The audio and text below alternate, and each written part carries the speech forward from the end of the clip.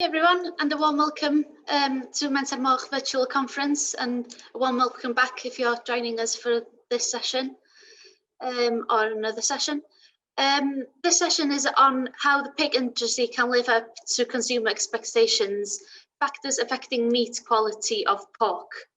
We're delighted to have Caroline Mitchell for a webinar on the factors affecting the eating quality of pork and how we can ensure consumer expectations are met. Caroline, who is the owner and director of the food quality management consultancy FQM Global, will share her vast knowledge and experience of working in this field.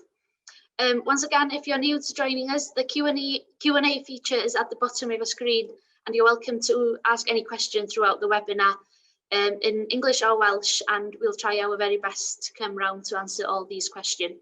If not, we'll try out follow up with an answer after the conference. So we'll go straight into it, if that's okay with you, Caroline, and I'll hand over to you. Thank you very much. Share my screen. Share.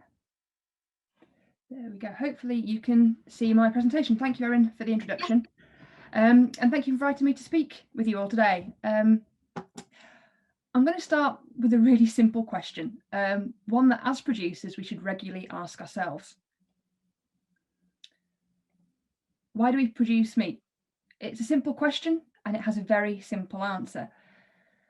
We produce meat for the consumer.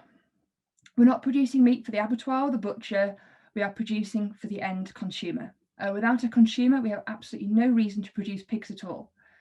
So to live up to consumer expectations, the first thing we need to start doing is reminding ourselves that we are only ever producing pigs for the consumer. They are the key part of our supply chain. Now, obviously we're in the UK and the UK red meat production industry is governed by UK legislation, the environment that we have, etc. But we aren't producing meat purely for the UK consumer.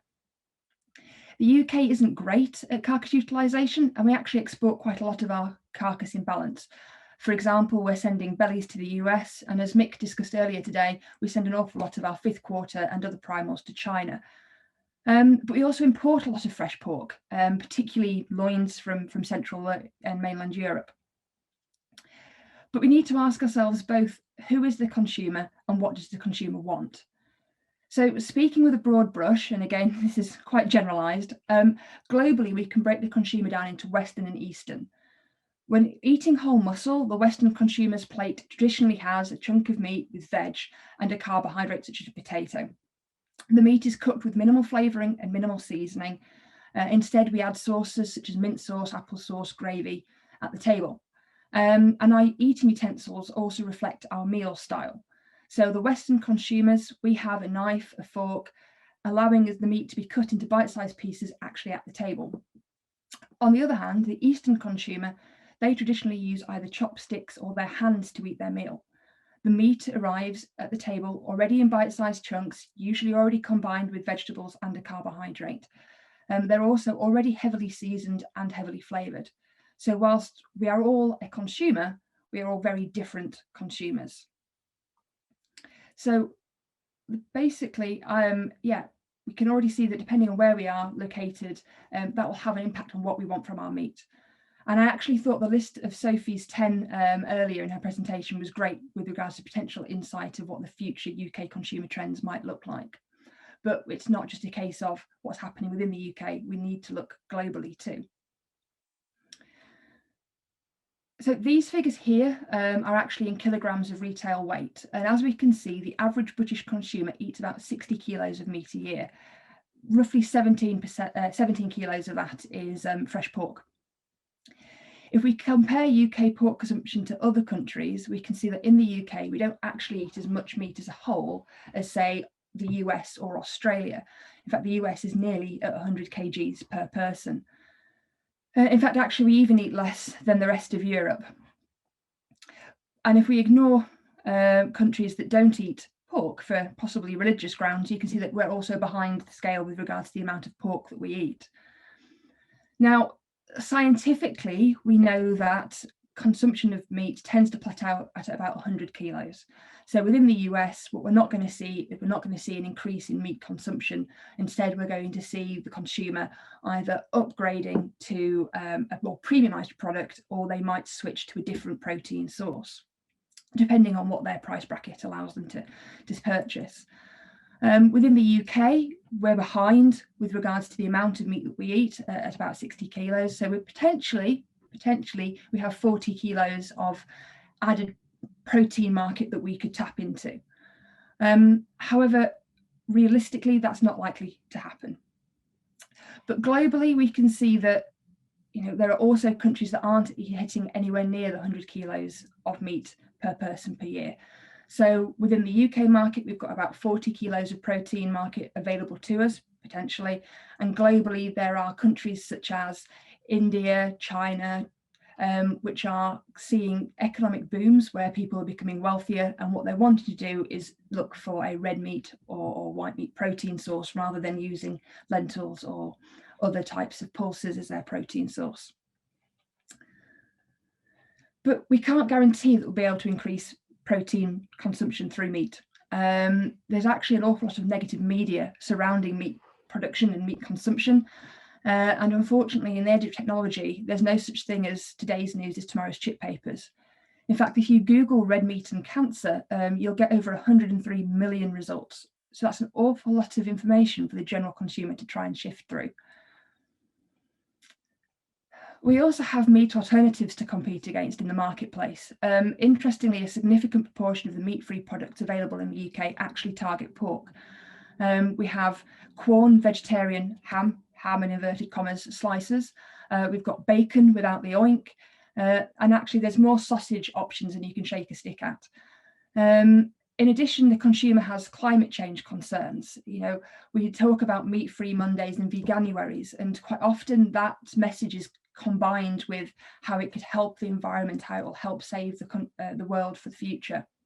So there's an awful lot of information out there, not always a lot of clarity. So if we are going to start selling and marketing our pork products, we need to make sure that our USPs are clear and easily understood. And to top it off, we have the challenge of time, old father time. We have 24 hours in the day, 7 days in the week, and 365 days in the year. Time is limited. And we only get 34 minutes of the consumer's time before they want to eat. That's 34 minutes of preparation time before they want to sit and have the meal on their plate. In the 1980s, we had 60 minutes of time. In the 1990s, it went down to 45 minutes. Now we're at 34. And bearing in mind that in 2014, the third most popular evening meal was a sandwich, which I have to say I would class more as a snack than a meal, I think 34 minutes is probably being generous.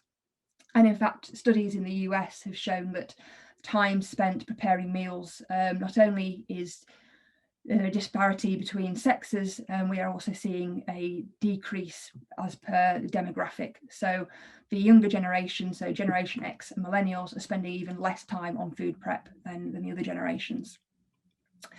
But how can we use this to our advantage? And we can use it to our advantage because actually fresh pork and pork products lend themselves really well to short cooking times. If you think of loin steaks, sausages, gammon, bacon takes minutes, but as a whole, a stir-fried tenderloin, for example, we're looking at cooking times of between 5 and 15 minutes. That's very, very quick and well within that 34 minutes of prep time that we are being given by the consumer. And there's also a really huge gap in the ready meal offering out there, which is something that I'd like to see developed more within supply chains. We don't really have much in the way of a ready meal or pre-packed meal that involves fresh pork. So we know that the UK consumer has the potential to eat more pork. In fact, globally, there is the potential to eat more pork. And also that the consumer is possibly worried about their health, they're worried about the environment, and so they may choose to eat less meat. But then they may also choose to upgrade that purchase and go for a healthier or a more environmentally friendly option, such as talking about things like organic or freedom foods. But when it comes to the retail shelf, there are more than that that's influencing them at point of purchase. And from global surveys, we know that depending on where the consumer is based, their priorities change. So at point of purchase for some consumers, such as in China, and Mick this morning made a key argument that the Chinese are sterilising everything that comes into the country with regards to risk of COVID. China had an awful lot of food scandals in the past, so for them, the Chinese consumer, food safety is the most important factor. Within the UK, and actually Sophie said this, we don't really have much in the way of elasticity with regards to accepted price for meat, certainly not with the average UK consumer. So for us in the UK market, price is probably a main concern. But once that purchase has been made, no matter which country we are in, it's the overall eating quality that is going to determine whether or not we have a repeat purchase. And before we even get into a supermarket shopping trolley and home and eaten, we have to make sure that we visually look acceptable. We can get our product off the shelf. So how do we do this? What do we need to do to optimize for the consumer to reach their expectations? Well, we can use a story, because a story does have a value. And a key example of a meat product that has cashed in on a story is Kobe beef. Now, pound for pound, Kobe beef is more expensive than a Ferrari. These figures, I actually calculated these out in December, so they were up to date as of December the 2nd. I actually presented something similar to this in South Africa last year, and the Ferrari Stradale was coming in at 32 pence per gram, and Kobe beef was coming in at 38. So actually, we've seen car prices go down as a result of COVID, and Kobe beef has apparently gone up as a result of COVID prices. And I suspect that's to do with the fact it's difficult to get into the UK. So yeah, globally, Kobe beef is recognised. It's something that most consumers will have heard of if you ask them. They might not know exactly what it is. They might confuse it with Wagyu or not really understand that it's a subsection of Wagyu, but they will have heard of it. It is a brand, and it is a globally recognised brand at that. So it's more than possible to create a brand around a meat product and also charge significant amounts for that brand. But what kind of brand would the consumer want? Referring back to actually what Sophie said earlier, price elasticity around meat isn't huge, although there can be exceptions to the rule, like I said, with Kobe beef. Prior to COVID, the figures showed that in the UK, the percentage of income spent on food was relatively low at 9%. So 9% of the household income was spent on food in the household. In fact, globally, the UK is actually the second lowest for percentage expenditure. We come in just behind the US. So price is very, very important to the UK consumer. We also know that the consumer likes a story. And Sophie discussed at the end of her presentation how Welsh producers are really well placed to market on the story that you have. And if we consider supermarket prices, even they market on a story. We're talking very small margins, but they are marketing based on the story. Now, this is actually a supply chain that I was involved with in my previous role. And this supply chain, the genetics have been chosen specifically for their eating quality. And multiple stages within the supply chain have been optimized for meat quality, which thereby guarantees that you get that all-important repeat purchase. But moreover, the production system has been carefully developed so that there is a welfare story that provides a USP, so a unique selling point on the shelf. And that gives the consumer who wants to make an ethical purchase choice a really clear message. So having sold the product based on a story, we need to understand what happens next. What will convince the consumer to go back and buy that product again? Well, I said about organoleptic quality earlier. Organoleptic quality includes appearance. Now, sometimes we talk about eating quality, but actually it starts before that point.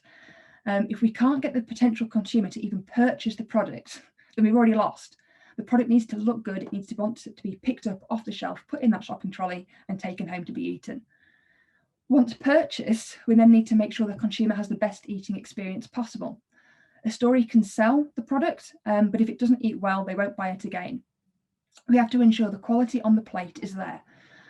Now, acceptability is influenced largely by texture, juiciness and flavour. And as we can see here, texture within the UK and the Western market, texture comes up really highly. It's very, very important. Juiciness would come second, flavour would be third. But that flavour comes with a caveat. If you have negative or abnormal flavours within your product, it doesn't matter how juicy or tender that product was, it's still going to be unacceptable to the consumer. So all three in combination are really important.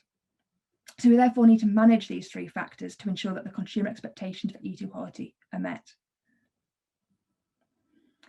So how do we manage appearance, juiciness, texture and flavour? I've identified them as being key things, but now we need to discuss how we can manage them. Well, it's really simple. If you don't measure it, you can't manage it. Farmers in the UK, and you know this, but farmers in the UK are paid based on the amount of lean meat that is produced. Simplistically, the profit in the UK supply chains are driven by producing large amounts of red meat as cheaply as we possibly can, obviously within the legislative and assurance scheme constraints. At present, within a supply chain, we're measuring traits such as prolificacy, daily live weight gain, feed conversion ratio, lean meat percentage, because they have direct impact on the profitability of our supply chain. But none of these traits put the consumer eating experience at the forefront. Within the UK, we do not have large-scale supply chains which reward for the end point eating quality. There are some supply chains which assess meat quality traits on farm and post-farm gate. However, these are exceptions and not the rule. The majority of meat produced in the UK has not been assessed for eating quality. And I'll say it again because it's important. If you don't measure it, you can't manage it. So, having considered the general lack of eating quality assessment within the UK market, we now consider how best to change the business drivers away from the usual KPIs of your FCR, daily live weight gain, etc. And to me, the obvious answer is money. It's unfortunate, but money. If we reward producers for meat quality, then the breeding and production decisions will change so that eating quality is included in business decisions. It's also hoped that by producing a product that meets the consumer expectations, more money will actually enter that supply chain, either via increasing demand or allowing us the ability to premiumise the products that we have. Because realistically, the only new money that enters our meat supply chains comes from the consumer. Everything else is just wooden dollars moving around allied industries, going from the farmer to the feed merchants to the processor and back again in a circle. And globally, there are some really great examples of supply chains and countries which reward producers for the meat eating quality of their animals. If we look to Australia, the MLA developed a grading system where the consumer is king. They regularly talk about the empty chair. Now, the empty chair represents the consumer. The consumer isn't present during the supply chain business meetings. We are all consumers, but realistically, the general consumer isn't there. However, they must be considered. So yes, a business needs to be economically viable, but essentially it needs to be consumer and consumer driven, and that will ultimately mean that the business is sustainable. So every business decision should be aimed at improving the consumer experience. Now, the MLA grading system rewards those farmers that produce meat which have the best eating experience. That's how they drive the business changes. I actually spent some time in Australia a few years back looking at carcass classification and grading systems as part of my 2018 Nuffield Farming Scholarship. And while I was there, I spent a day with Mark Inglis, who is JBS Australia's Farm Assurance and Supply Chain Manager. He's a farmer himself, and he was actually working for the MLA when they rolled out the MSA grading scheme. So as someone who has actually been involved with the MSA scheme as a producer, somebody who's marketing, and then also as somebody who's buying and paying for products through the MSA system, he has quite a lot of insight to offer from all sides of the fence. And one of the things that Mark really liked to say is that we're always going to have the need for yak in a box, a cheap commodity meat. However, we have to make sure that if we aren't able to compete or we can't compete on price, then we need to ensure that any premium brand or branded products that we are producing are assessed and managed. And he doesn't mean brand as in talking necessarily about Cadbury's or whatever. He's talking about, the British brand, the Welsh brand. We are producing meat, we are marketing and competing on a global market, and we might not always be able to produce the cheapest meat available to the global consumer. So we have to do brand management. We have to look after our product, because otherwise the consumer who is king will choose to go and spend their money elsewhere. So any product that is not expected to meet the meat quality specification must be downgraded to protect the brand. And in the global market, where the UK consumer has the option of buying cheaper imports, if we are charging more money for home produced meat, we need to make very, very sure that the consumer is getting what they expect. We have a lot of pride in the animals that we produce as producers. You know, we regularly hear farmers in the media saying British is best, outdoor is higher welfare, we use pasture fed, etc. But we're making all these claims about how we're better. Is it true? If we consider beef, this is some work that I did looking at trained taste panels and consumer panels of various beef products. We're comparing here premium versus the standard product offering from the retailers' big four. And we can see, lost my slide. We can see that overall liking for the premium product is higher than the standard, with the exception of supermarket D, which is about the same. But generally, we can see that the premium product was preferred to the standard product. Now, as a consumer, I've paid more of my hard-earned money on that premium product. So I would expect it to eat better than the standard product. That is what I would expect. And with beef, largely, yes, this would be the case. A premium meat results in a better eating experience.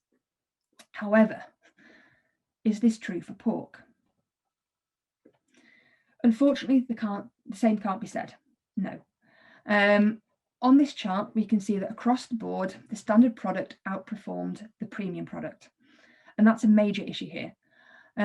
If you had a bad eating experience of a premium product, you aren't going to downgrade to a standard product or a value product. You're going to switch protein categories entirely. So you will go and buy chicken or fish or beef. And these premium lines, they all made marketing claims either about the breed or production system used. And in some cases, they made claims with regards to both. And if you're wondering why supermarket B is circled, the standard product, which actually significantly outperformed everything else, that's EU imported loins. So do we still think British is best? Do we still think premium is best when it comes to pork? We as producers might claim as much, but the consumer doesn't always agree. So just because we've got a story and we charge more money for that story, it doesn't automatically mean that the consumer is going to have a better eating experience. By not measuring or managing quality, we risk losing the consumer to other protein groups, such as chicken and fish, where we are seeing a big shift with regards to consumption. So as producers, what should we do? Well, have faith, not all is lost. We can optimize the supply chain for meat quality. We introduce brand management, quality control. We identify the critical control points within the supply chain and ensure that the consumer has an eating experience that they expect. Here we have two supply chains that are still marketing on production systems and genetics, but they've been optimized for meat quality. And we can see that overall liking for the end product has significantly improved. So we can realistically only do this if we have the whole supply chain working together. So where do we start?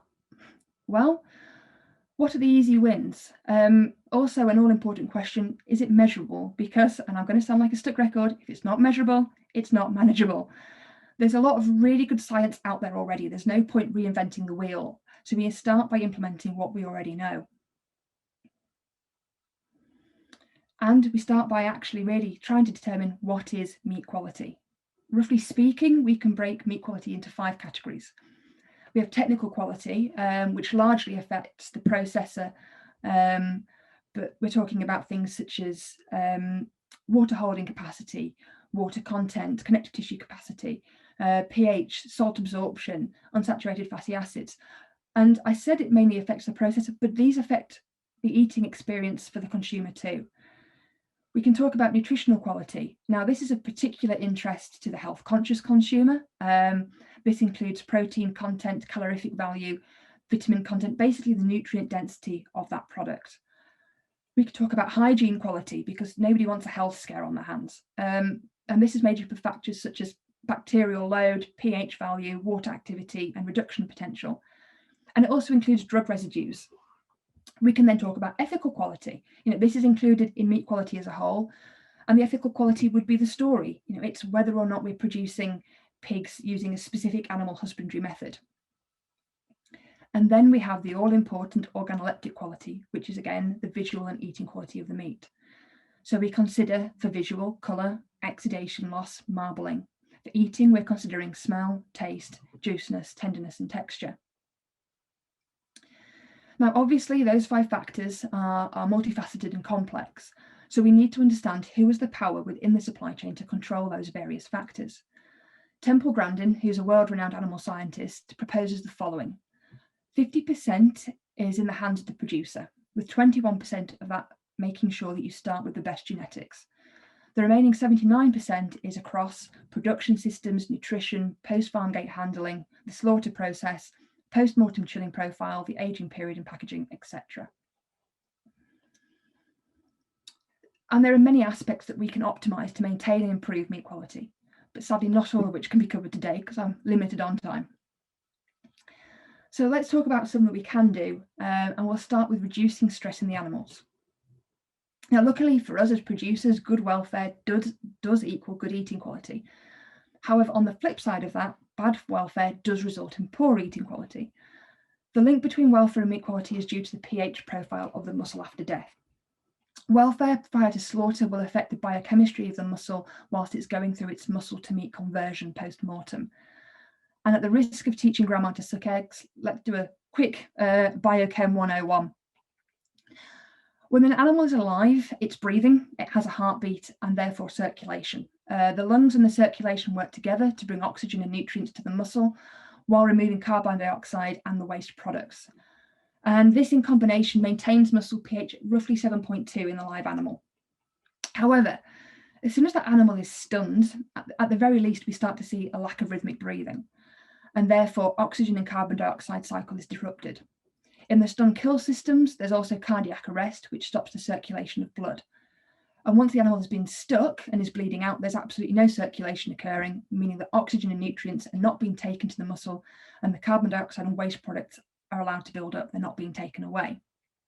In biological terms, the muscle has switched from aerobic to anaerobic respiration. And in pork, there are 2 meat quality defects that can occur due directly to stress. When we talk about acute stress, which is short term, so hours or minutes prior to slaughter, this causes pale, soft, exudative meat, which we abbreviate to PSE. And we would usually see PSE results in issues post-farm gate, such as during haulage or lairage. We then have chronic stress, which is usually considered in hours, days, weeks, and this leads to DFD or dark vermin dry meat. And DFD is usually caused by on-farm stressors. However, it could happen post-farm gate when you have things like extended journey times or overnight lairage.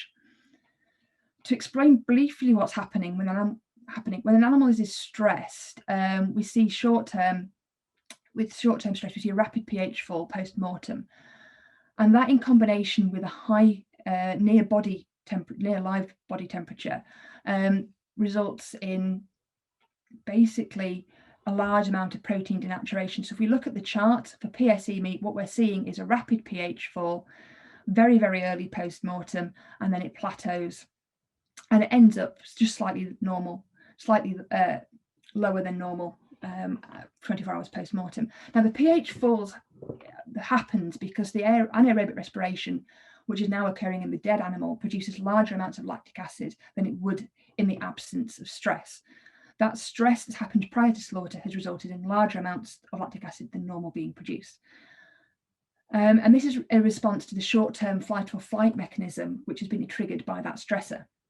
This lactic acid buildup and the high temperature in combination causes the muscle membranes to be broken down, and they become leaky or opaque, which results in this pale, soft, exudated meat, which we can see on the left-hand image. You know, it's pale, it doesn't look very good, it's insipid, and there's large amounts of water that are being lost. It's not visually appealing to the consumer, and nobody likes to see huge amounts of drip in pack.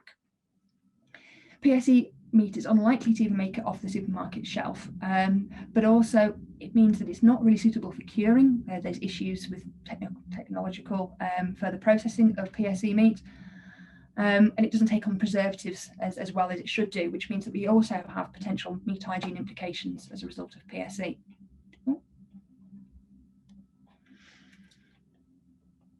Now, when we start talking about DFD meat, it's almost the reverse of PSE, and this occurs when an animal has been stressed for so long that there are depleted energy reserves in the muscle, and this means that there's not enough lactic acid produced So there's very little decrease in pH post-mortem. The muscle membranes don't break down, and there's very little water loss. Now, we might think the lack of water loss is a good thing. When muscle's 70% water, we are essentially, and I'm being cynical here, we're essentially trying to sell as much water as we possibly can. Well, yeah, it's not great when we start to see DFD meat. What we have here is higher pH and higher levels of available water. We haven't seen that rapid pH fall or even the normal pH fall post-mortem. And this higher ultimate pH means that the meat is more prone to food spoilage pathogens. It reduces the shelf life and it has a significant meat hygiene implications. The meat also looks dry and tacky, and the firmness doesn't lend itself to an enjoyable eating experience. So, having given a very brief and significantly abridged lesson in meat biochem post-mortem, how do we measure for stress in the pig? And do we need to measure it because obviously we have to measure it because we want to manage it? So the quickest and easiest method is to use a pH meter, and there's two examples on here. I happen to use both. I like this one, the one in white, the Testo 205, because it's essentially idiot proof. The probe has a temperature probe and a pH probe next to each other. You don't have any option, but they have to go in next to each other within that carcass. The Henna probe, this one over here on the left, also a really good piece of kit, but too often I see people stick the pH probe in the loin and then they'll stick the temperature probe in the shoulder, which has huge issues because they adjust the pH based on temperature, and if it's not in the same muscle, then it's adjusting for the wrong temperature. So great having tools, we've just got to make sure that we use them properly. Now, using a pH meter, we know that PSE is triggered by rapid pH fall post-mortem. So if we assess pH and temperature 45 minutes post-kill, we can easily identify animals that are likely to present PSE meat. So any carcasses that we assess, which has a loin of pH of less than 6 at 45 minutes post-kill, that's likely to be PSE. We can also assess for DFD by assessing the ultimate pH of the carcass. And this can be done 24 hours post-kill and onwards. We talk about pH ultimate, but really it's any point beyond 24 hours post-kill. Any carcasses that have loins with a pH greater or equal to 6, 24 hours post-mortem are likely to present as DFD. If we can identify carcasses, then we can utilise and stream them accordingly, and we can make sure that they don't go into our premium or branded product. So we know that good welfare does equal good meat quality, and equally bad welfare results in bad meat quality. But more importantly, good welfare makes good business sense, since often higher welfare results in better production figures. But how do we define good welfare? This needs to be based on facts and not feelings. An animal which has reached its predicted daily live weight gain is unlikely to experience a welfare infringement. But we need to be aware that as a population, we are becoming more and more urbanised. Fewer and fewer people have a connection to agriculture, and the disconnect between where their food comes from and how it gets to their plate is increasing. This also means that their understanding of modern farming practices is also significantly disconnected. The average consumer would be absolutely horrified if their domesticated little Fido killed and ate a rabbit like its wild cousins would.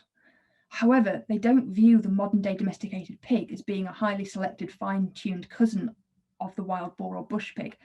Instead, they almost view the modern day domesticated pig as being the same as the wild boar. They have the same expectations for that animal.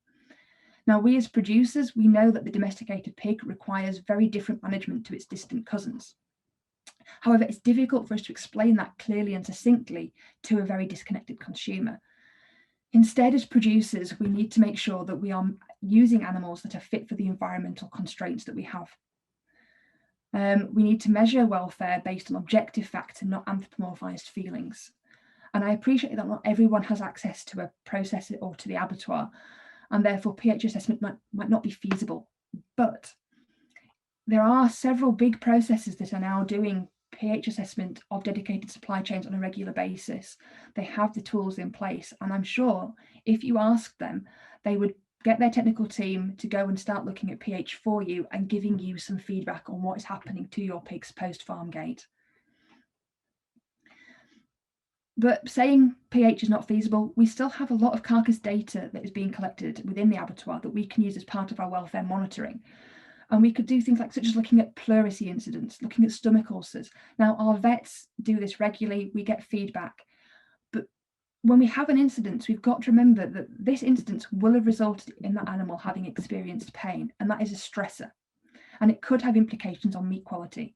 So when we start seeing things such as pleurisy and lung lesions, we don't need to keep looking at the kill sheets and thinking, oh, well, you know, I've been deducted X pence per carcass, that's hit my pocket. It's not just hit your pocket, it's also potentially resulted in a product that's going to be substandard and not reach the consumer's expectations. And if we monitor things like daily live weight gain, it's not just good business sense, there are also possibly indications of stress. If an animal's not reaching its growth potential, why? Why not? Are they experiencing a stress? So it's therefore really important that we monitor the growth rates of our animals within the welfareist's eye and not just as an accounting exercise. And we often see in the media that outdoor pigs are being portrayed as higher welfare than their indoor pigs. And we have a marketing story that's created around this, with outdoor production often becoming a premium product. And as we saw in the slides earlier, premium products marketed purely on the production system don't always eat as well as the standard products, which would probably actually come from an indoor standard system. So it comes back to, we need to measure things so that we can manage them. Making assumptions isn't good enough when you have the potential to lose a customer forever after only one bad eating experience. I've seen some terrible welfare issues in outdoor systems and some amazing welfare production systems indoors, and I've seen it vice versa. We shouldn't just assume because we've got a story that we're meeting the welfare requirements. So I mentioned briefly about daily live weight gain having the potential to be an indicator that an animal's been exposed to stress, but there's another aspect to this too. Animals that reach their growth potential actually eat better than those that don't. Now, here I have several examples of companies that are making marketing claims based on their growth experience of their animals. And in principle, there's absolutely nothing wrong with these marketing claims. And in fact, Ginger Pig, which is, you know, a nationally recognised brand, they on their website state that they are altering their feed ration to ensure that the pigs grow slowly and steadily. Now, that's interesting. And Mick, in his presentation this morning, he actually said that what we're seeing is carcass weights in the UK have increased as a result of COVID, you know, where we've got less slaughter line space. And I'm aware of trials that have happened in the US and Australia where they've been looking at altering feed to actively slow down the pigs that are going to slaughter. You know, they haven't got the abattoir capacity, they're having a backlog on farm, they want to slow growth so that they can actually feed pigs through the system without having to do mass culls. And that has huge implications when it comes to the endpoint experience for the consumer. Now, I'm not trying to do a campaign of modern breeds over rare breeds. That's not it at all. This is understanding if your animals are growing at the rate that they are expected to for their breed line. Now, when AHDB was still called BPEX, they, along with the University of Bristol and George Adams, who was then purchased by Tulip, now Pilgrim, they did a study looking at fast-growing animals versus slow-growing animals and those animals that experienced interrupted growth. These were all the same genotype, all raised on the same farm, so the same production, same feed, everything. The only difference was that they were categorised into one of 3 different daily live weight gains. And the study found that the animals who had suffered interrupted growth, either through disease challenge or environmental factors, they had the worst eating meat, and that was closely followed by the slow growing animals. The fastest growing animals ate the best.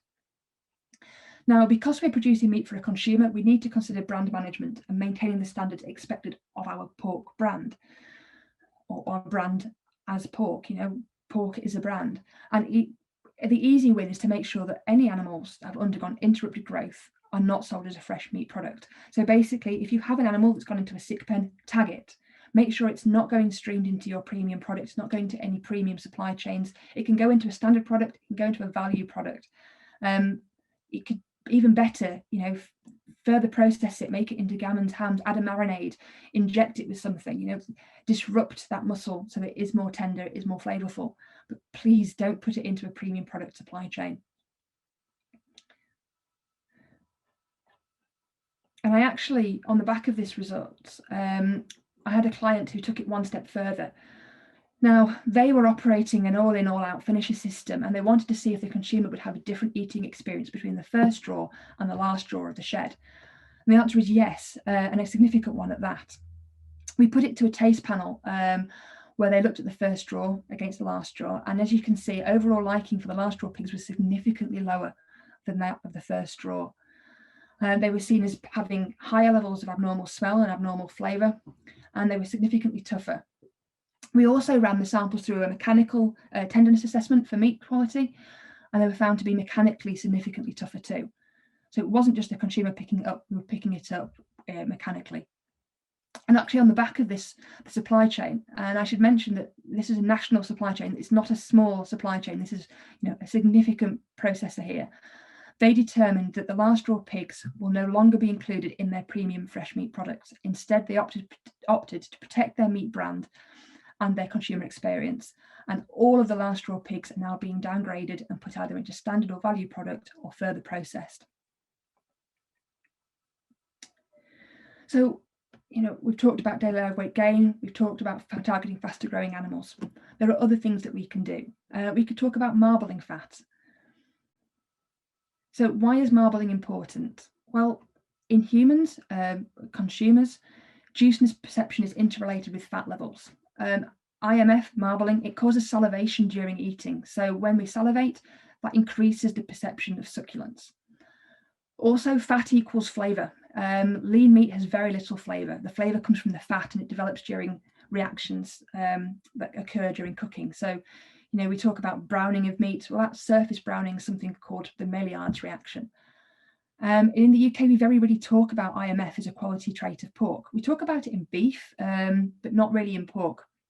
And we're missing out on an opportunity because we know from many large-scale studies that increasing IMF massively increases the overall eating experience and acceptability of pork. Now, several countries have been establishing pork quality standards to include IMF. The US and Japan both have their own scoring systems. The US use MPPC scoring cards and the Japanese have their colour and marbling scoring systems, and they market and stream meat accordingly. And, I know one of the main comments that comes back is that fat isn't seen as being particularly healthy. But in reality, if we look at these two products here, the premium quality has about a 6% IMF inclusion, which comes in at about 180 calories per 100 grams. If we look at the ordinary pork at 2%, and actually I would argue that in the UK, we probably have even less marbling than that. That has about 143 calories per 100 grams. There's a difference of 37 calories. It's nothing. A Jaffa cake has more calories. And I can tell you that the pork is far more healthy and it's more nutrient dense than Jaffa cake, although I do like a Jaffa cake. But we don't need to go as high as 6%. We could go as high as 4%. We would still see a significant improvement in the meat quality, but actually the calorie content would then only be increased to 162 per 100 grams. And it's easy to do this. It's something that can be measured, it can be managed. This is an image, an ultrasound image, and what we can see at the top level, that's back fat thickness. We've also got loin depth. So these are two key indicators with regards to how the producer would get paid. We've got back fat thickness, P2, loin depth. Certainly in the Eurozone, they use grading probes that actually measure loin depth as well as fat depth. So it's possible, so it's non-invasive, it's possible to measure through ultrasound the IMF of a pig, and you could include that as part of your farm selection. It allows you to determine which animals have the levels required and which are best to retain to herd to breed from for the future. It's something that we can measure, it's something that we can manage, and we will see the overall acceptance of our pork increase. So we have technology available to us which allows us to increase intermuscular fat, and we can also then choose to either increase, reduce, or maintain back fat thickness and loin depth as completely separate traits.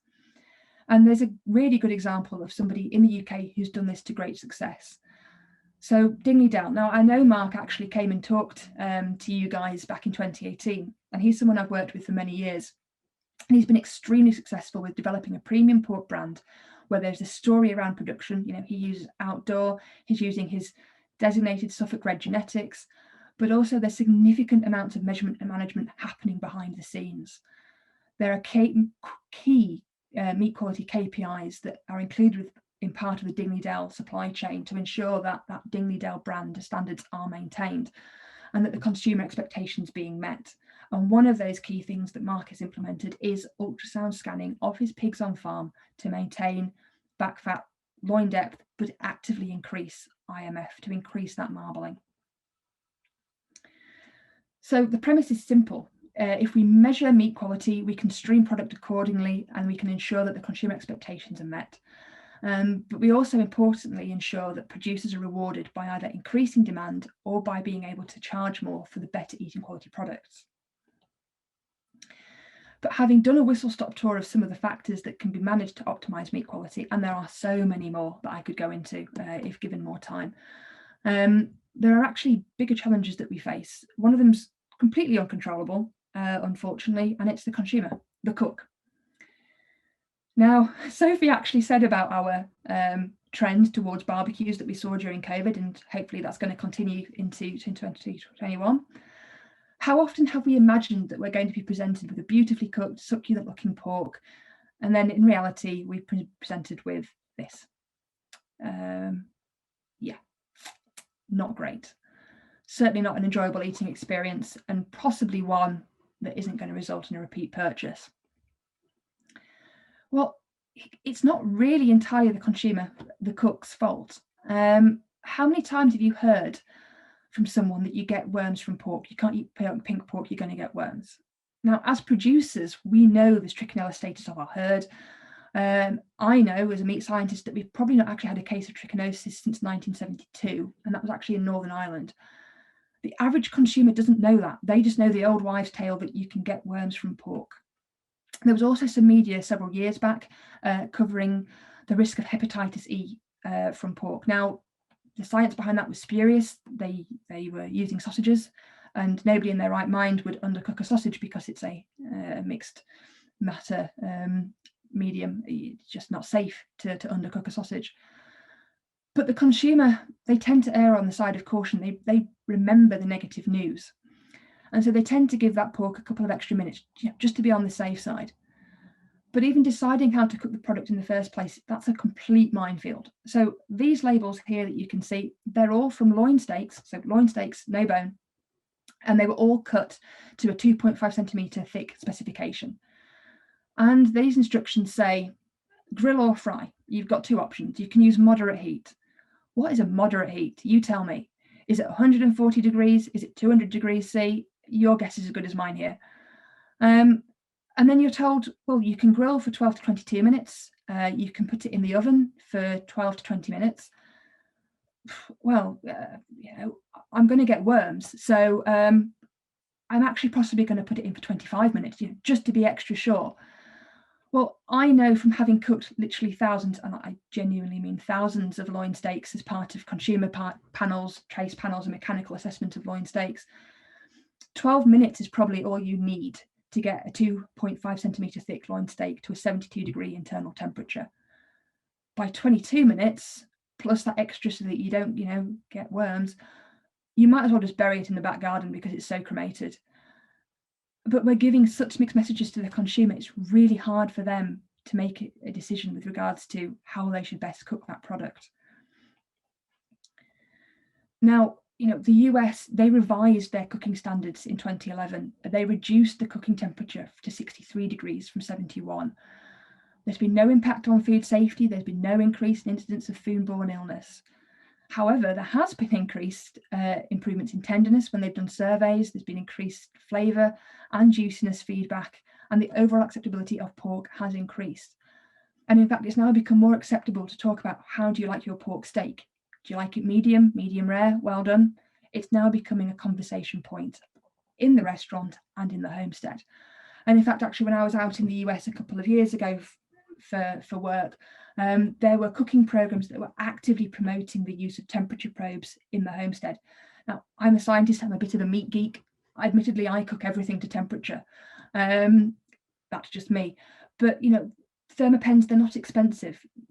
If we were wanting to get a really good and easy marketing message across, it would be cooked to temperature, because you're going to have a really good eating experience as a result of it. And other countries are adopting this approach too. I was in South Africa March last year, and Escort, who are a huge processor out there, they were doing a big campaign with their retailers, advertising around the discussion of how do you want your pork, medium rare, well done, etc. And they were putting out pamphlets, actually having utilise the USDA image, and putting marketing campaigns out in the retail space to talk about how you want your pork to be cooked. So it's all very well our optimising the supply chain for meat quality, but we also need to educate the consumer on how to prepare the high quality product that we've been producing. The one saving grace is that pork from an optimised supply chain. So as long as we optimise that supply chain, the pork should actually withstand the vagaries of an overzealous cook better than pork that hasn't been optimised.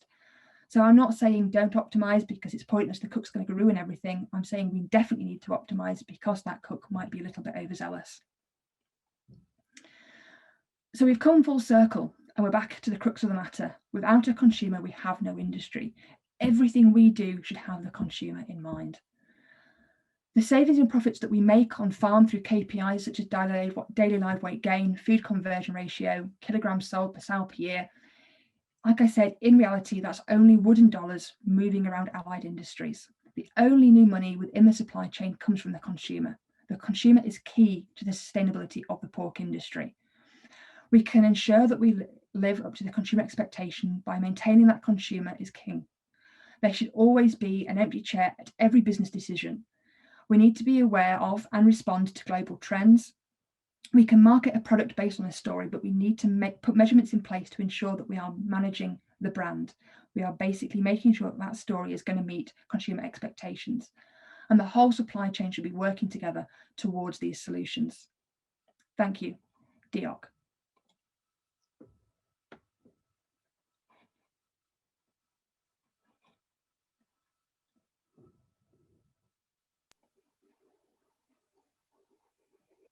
Thank you very much, Caroline, for that very interesting webinar.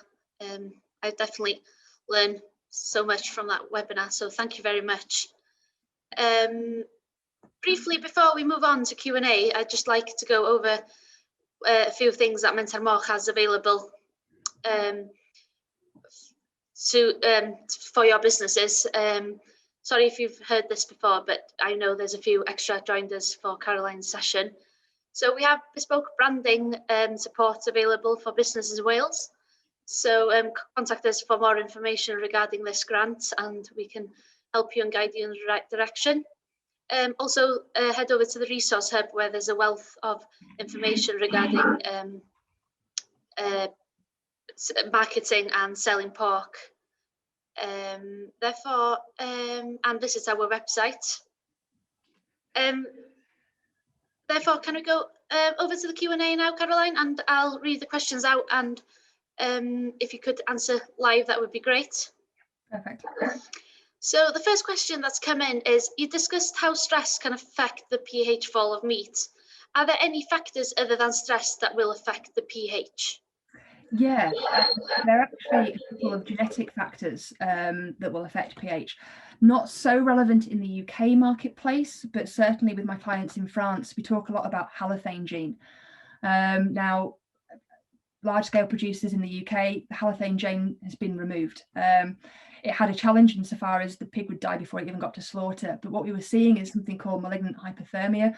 So we were seeing the muscle as a result of stress. So there was still a stress, but essentially we were seeing a magnification of that stress as a result of the halothane gene. And we would see destructured hams, we would see large amounts of PSE meat resulting from the halothane gene. There's also the random Napole gene, the RN gene. That's usually associated with the Hampshire gene. It's called acid meat or the Hampshire effect.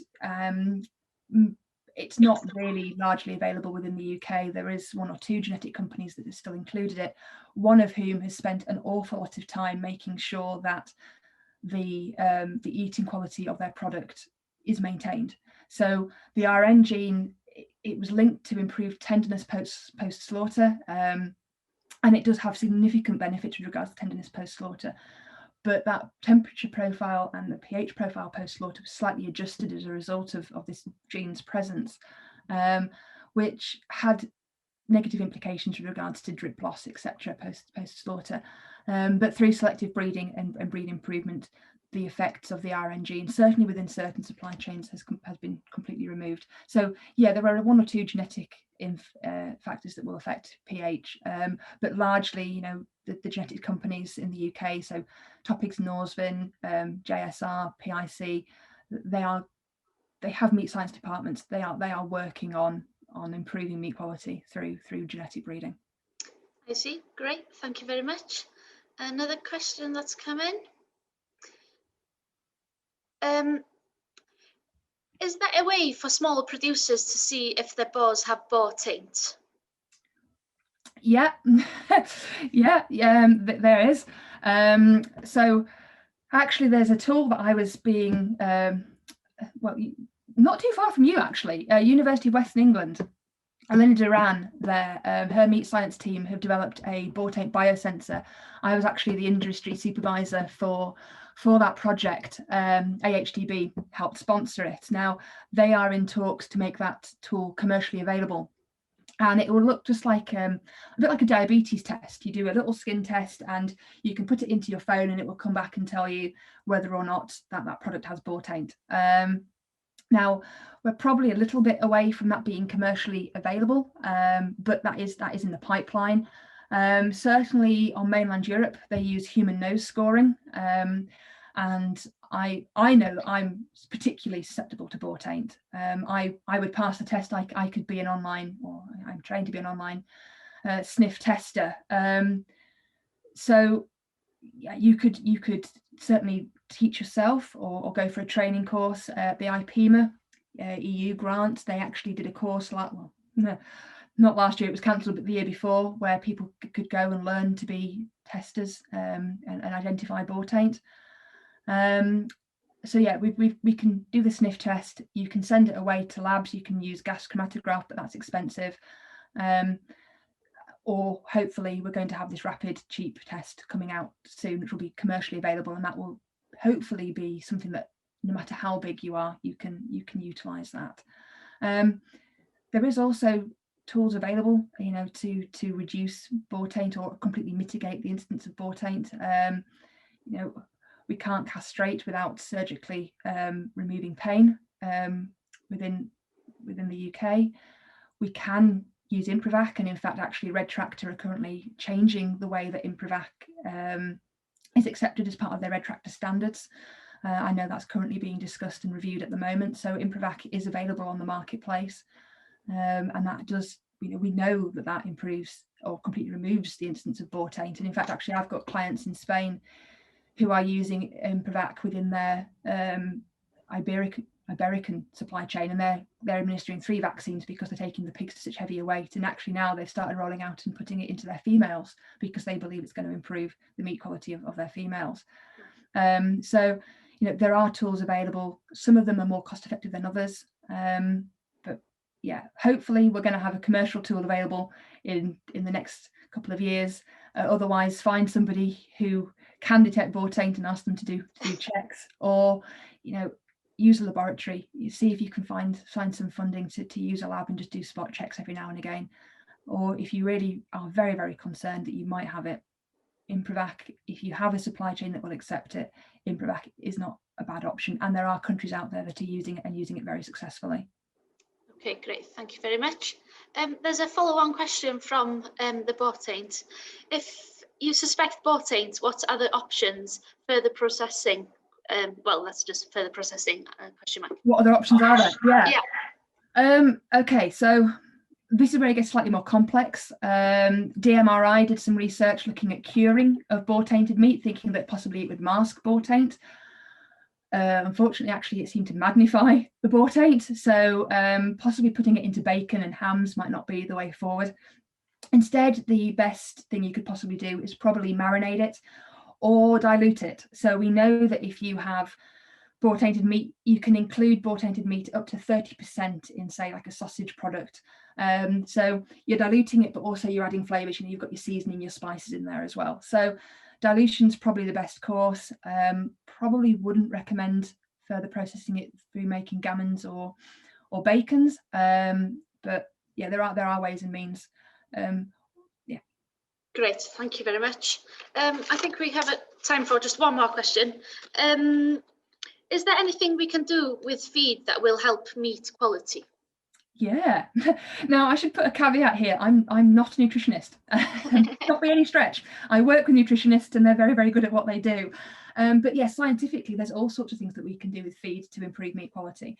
In the US, where they have more inclusion of maize in their feed rations than we do in the UK, they have issues with regards to the saturated unsaturated fatty acid ratios. So basically they end up getting sloppy fat. It doesn't cut well, it doesn't process well, and it's a particular problem when you have leaner pigs. So within the US, they actually have a processing requirement of the iodine value. So that's it's the way of measuring the saturatedness of fat. It has to be below 70. So, you know, feed can have implications with regards to fat quality. Another one that will have implications with regards to fat quality is vitamin E. So we know that the addition of vitamin E to a feed ration will improve stability of the fat. It won't go rancid as quickly. We can use HELP, high energy, low protein feed rations. There's significant work that's been done through multiple studies globally looking at these HELP, high energy, low protein rations, and they have significant impact with regards to the improvement of acceptability of pork post slaughter. So that's just using it in your final stages. Finish a ration. We can talk about selenium. It helps improve colour stability, your fat stability. You can talk about food with regards to making pork a functional food. So there's some producers over in the Netherlands that have been using rapeseed as a way of altering the omega content of pork to try and make it an omega functional food. I know that Devonish Nutrition over in Ireland, we're looking at using vitamin D in feed rations to try and make pork a vitamin D functional food. And that's something that's actually probably quite pertinent at the moment. We're seeing the increase of rickets in the UK. It's something that we've not seen for generations, and now rickets is coming back because we are vitamin D deficient. And certainly during COVID times, when we're not allowed out and some people are restricted to 5 kilometres of their homestead, we're not getting the daylight that we would do normally. So we are possibly becoming vitamin D deficient. So certainly there are ways of manipulating pork products so that they become functional. But we need to be careful with how we approach that, because there are certain things that we could do that you could just add as an ingredient. So if you're doing a sausage, there's no point feeding a pig vitamin D when you could just add vitamin D to your sausage. So there are ways and means of what would be regarded as a sensible thing to do, and also with regards to what's acceptable to the consumer, because I did some work several years ago looking at an omega enriched product for a retailer in the UK, and the feedback that we got was, well, the pigs have been genetically modified, and it's like, no, they haven't. We've just altered the feed. But again, it's getting that message to the consumer in a clear and concise way, and the consumers are becoming more disconnected. So if we are going to make functional foods, we need to be really careful with how we market it, because we don't want to start getting mixed messages out there or general confusion that puts the consumer off. But yeah, monogastric pigs really lend themselves to being able to be improved through feed rations. Great, thank you very much, Caroline, and great questions. Thank you very much for everybody who asked the question. Therefore, that's the end of this session. Thank you very much again, Caroline, for joining us. It's been a great session, and hope all has enjoyed. And you'll be joining us at 6:30 for Luke Starkey developing a new large-scale farrow to finish unit in West Wales. So you're welcome to join us for that session. Therefore, thank you very much, Caroline, and hopefully speak with you soon. Yeah, thank you. Thank you very much. Bye.